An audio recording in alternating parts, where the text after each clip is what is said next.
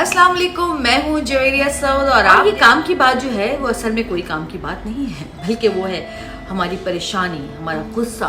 और हमारे वो कथारसिस जो कि हमने निकालने हैं कहीं ना कहीं। ये जो पिछले 3-4 दिन हम पर गुजरे हैं, बल्कि मैं ये कहूँगी कि 3-4 दिन भी नहीं, तकरीबन ये पिछला पूरा महीना ही, हाँ इस महीने की जो आखिरी ख़तरनाक लहर आई थी वो जो है पिछले हफ्ते आई थी, जिसमें बारिशों ने रहमत के साथ जो जहमत हमारे नसीब में लिखी, वो शहरियों ने जो परेशानियां उठाई और बहुत ज़्यादा तकलीफ़ में जो लोग रहे कि जिनके घर बह गए, जिनकी सामान बह गया, जिनकी दुकानें ख़त्म हो गई, जिनकी दुकानों में पानी भर गया, उनका सामान ख़राब हो गया। इसके अलावा बग़ैर लाइट के, बग़ैर इंटरनेट के, बग़ैर केबल के जिन लोगों ने गुजारा किया, वो सारा दुख, वो सारा गुस्सा,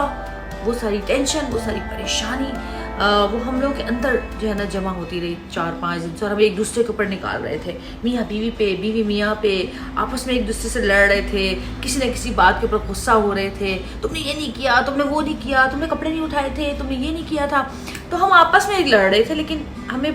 उन परेशानियों को, उन टेंशनों को बाहर निकलने का मौका नहीं मिल रहा था। मेरे साथ भी यही था कि DHA में आपने सुना कि बहुत ज़्यादा पानी आया, लेकिन ये अल्लाह का शुक्र है कि मेरे घर में या जहाँ पे मेरा घर है उस एरिया में पानी बिल्कुल भी खड़ा नहीं हुआ और जमा भी नहीं हुआ। हमारा घर के आसपास की जितनी भी गलियाँ थी सब क्लीन थी, लेकिन हाँ जो परेशानी हमने उठाई वो ये थी कि लाइट जो है वो 4 दिन तक हमारे घर लाइट नहीं थी, और इसके अलावा नो नेटवर्क, कोई केबल नहीं था, मोबाइल के नेटवर्क बिल्कुल भी नहीं आ रहे थे,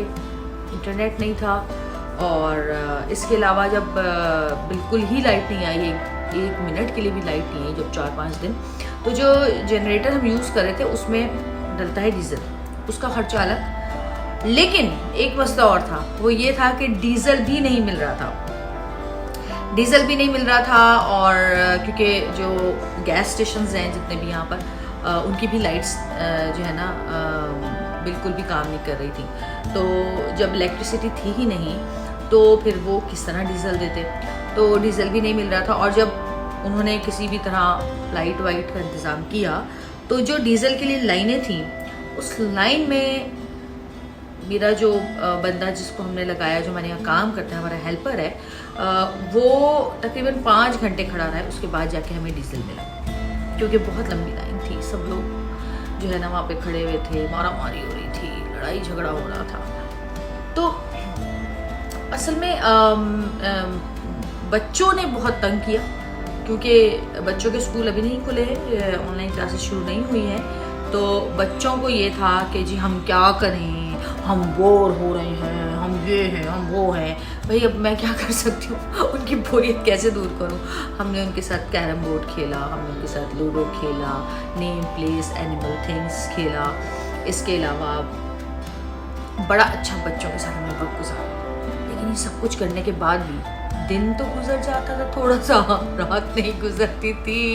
और बच्चे फिर यही कहते थे कि हम बोर हो रहे हैं, हम क्या करें, हमें कहीं ले चलो जहाँ इंटरनेट आ रहा हो, जहाँ टीवी देख सकें, जहाँ हम इंटरनेट पे कुछ कर सकें, हम क्या करें, हम बोर हो रहे हैं। तो मुझे एकदम से एहसास हुआ कि भाई वाईफाई, इंटरनेट कितना ज़रूरी है हमारी ज़िंदगी के लिए, अब एक ज़रूरत बन गई है। जैसे रोटी, कपड़ा और मकान, बिल्कुल उसी तरह वाईफाई भी हमारी ज़िंदगी की एक बहुत बड़ी ज़रूरत बन गई है, जिसके बग़ैर हमारी ज़िंदगी जो है वो गुजरना मुश्किल है। और लेकिन एक चीज़ बड़ी अच्छी हुई कि उसके बग़ैर, टीवी के बग़ैर और इंटरनेट के बग़ैर जो हमारा एक जो दिन था ना वो बहुत स्लो हो गया, हमारी लाइफ स्लो हो गई। तो पता ये चला कि हमारी जो लाइफ इतनी तेज़ी से गुजर रही है, जो फ़ौरन दिन गुजर जाता है, सुबह होती है, शाम हो जाती है, रात हो जाती है, तो ये हम जो इंटरनेट पे बैठते हैं, टीवी देखते हैं, हमें पता ही चलता है, इस तरह घंटों गुजर जाते हैं। तो इसलिए हमारी लाइफ हमें बड़ी फास्ट लगती है। لیکن اگر یہ دونوں چیزیں نہیں ہوں، 3 چیزیں ہو گئی، تو فون بھی ہو گیا کیونکہ فون کا نیٹ ورک بھی نہیں تھا، وائی فائی بھی نہیں تھا اور ٹی وی بھی نہیں تھا. تو یہ 3 چیزیں اگر زندگی میں نہیں ہوں تو آپ کی لائف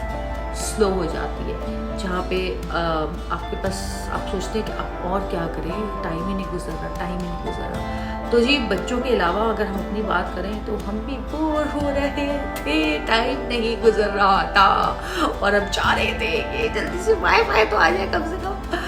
تو وائی فائی تو خیر ابھی تک ہمارے گھر میں کیبل اور وائی فائی ابھی تک نہیں آئے، لیکن لائٹ آ گئی ہے ہمارے گھر میں. اور کبھی کبھی سگنل ہوا کے ساتھ گھومتے گھماتے تھوڑا سا ہمیں بھی ہوا دیتے ہوئے چلے جاتے ہیں تو 5-10 منٹ کے سگنلز آ جاتے ہیں. تو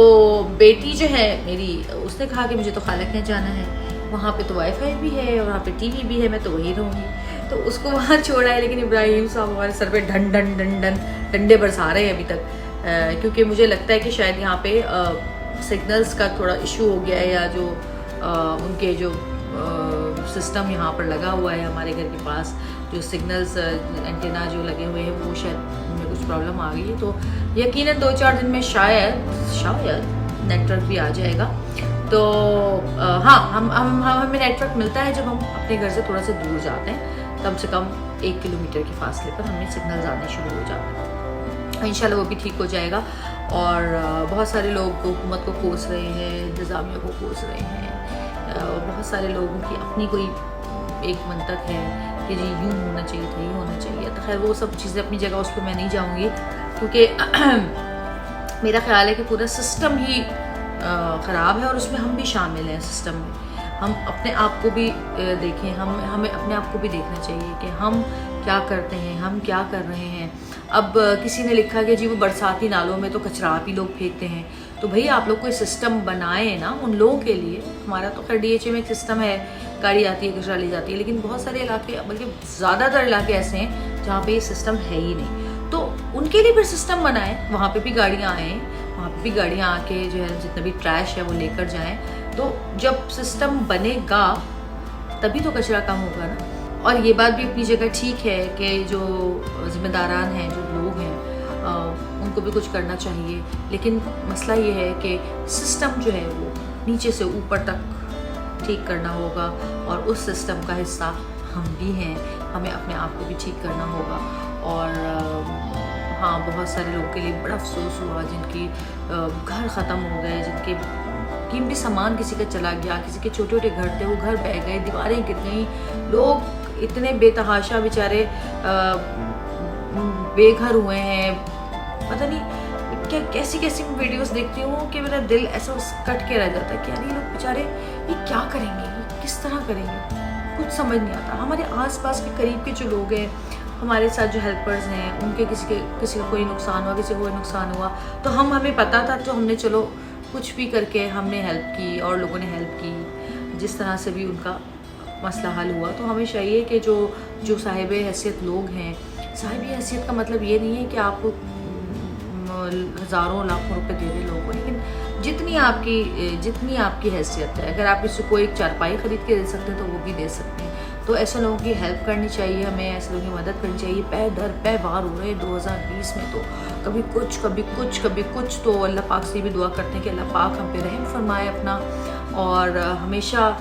جب بھی ہم پہ بارش برسے وہ رحمت کی صورت میں برسے. اور